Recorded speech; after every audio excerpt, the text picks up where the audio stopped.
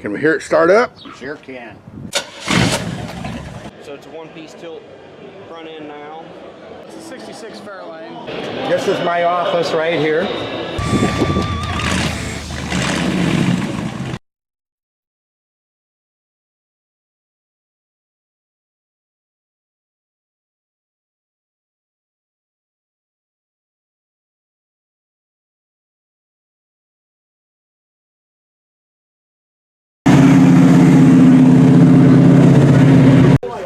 Hi, Randy Bybee, Awesome Cars Forever. I'm here today with Glenn Sowle. He's going to tell us about his 1970 AMC Javelin. Morning. We're here at St. Ignace, Michigan for the car show here. It's my first year here. We're here with a couple other street rod buddies of mine. And my car here is a 1970 Javelin. I bought it originally in 1999. And the car originally had a wild true 70s paint job. It had a sunroof hacked into it. It had a yellow lightning bolt down the side, brown, purple, and orange colors, and it was just kind of a general mess. The car ran, but had electrical problems with it. I found out that the electrical problem was that the tach was shorting out, so once I got that fixed, the car's been running like $1 million ever since. I stripped the car down to bare metal starting in 1999, and it wasn't until 2003 I finally painted it. A buddy and I, we painted it in my garage, and a buddy's name is Skip Meyerhofer. He's since passed away, so hats off to Skip for a job well done also. But the car is, I believe it's a Donohue edition. I'm not 100% sure.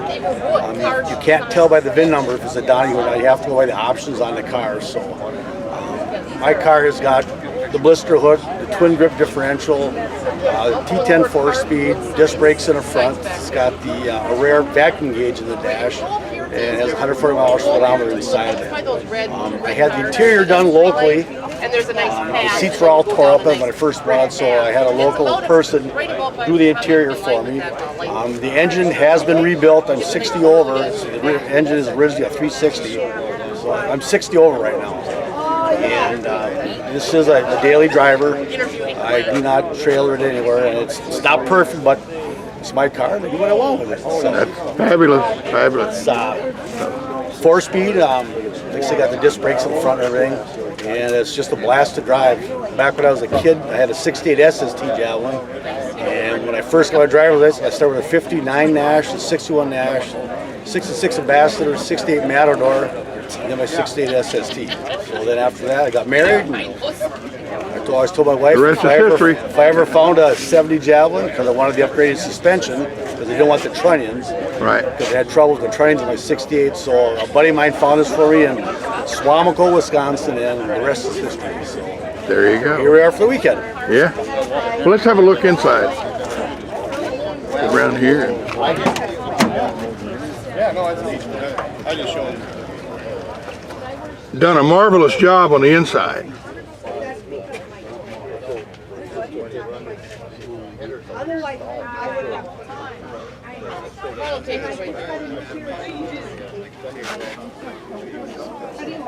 I like those seats. Maybe I'll buy something like that. I like those seats. Benches all over the place.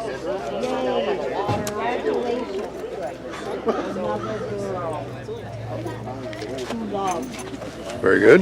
Yeah. And when we first met, I mentioned these slots. Love them.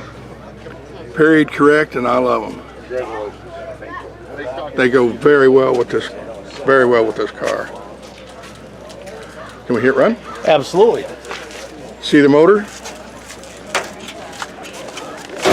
Like I say, it is a daily driver, so the motor compartment isn't all pretty done. That's all right. I drive it. All right.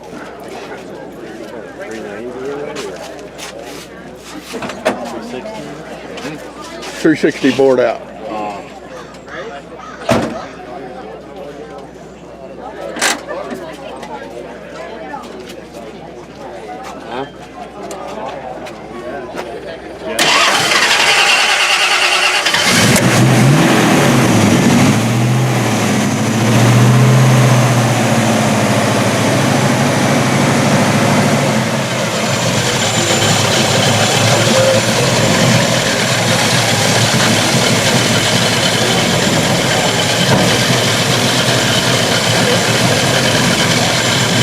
I'm gonna go around back. All right. We're gonna straight down this way. Okay. I'm putting my stickers on this way. I'd rather.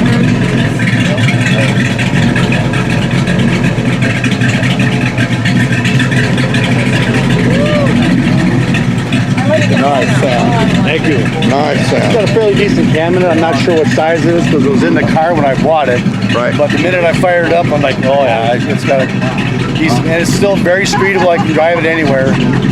So like I say, it is a daily driver. There are flaws in the car, but I did most of the work myself except for the interior because I can't sew. Right, right. Actually, it had a vinyl top on it also, and I took that off. And then I found one of the rare Group 19 roof spoilers. I always wanted one, and I never saw one before. Now, you say you found a Group 19 part. Actually, ordering Group 19 parts would be very hard to do right now. You can't even find them. I You can't even believe find that. those parts anymore. Actually, how I found that about 2007 during the wintertime, I was cruising on a back road along the Bay of Green Bay, and I saw the silhouette of a Javelin through the woods Really? off the road. So I stopped in and I knocked on a guy's door, and I asked him, I said, is this car for sale? And he goes, you're Glenn Sowle. I'm like, how do you know that? Well, back in the day, we used to drag race each other, but he used to have real long hair, Right. big beard. Now he's bald like I am and no facial hair. So I got a very good deal on the car. It had no engine, no transmission, no drivetrain, no seats, no nothing. But I bought the car for the spoiler and for the roof because there was a sunroof in this car. So I channeled this roof and I cut the other piece out of the other car and I epoxied it in.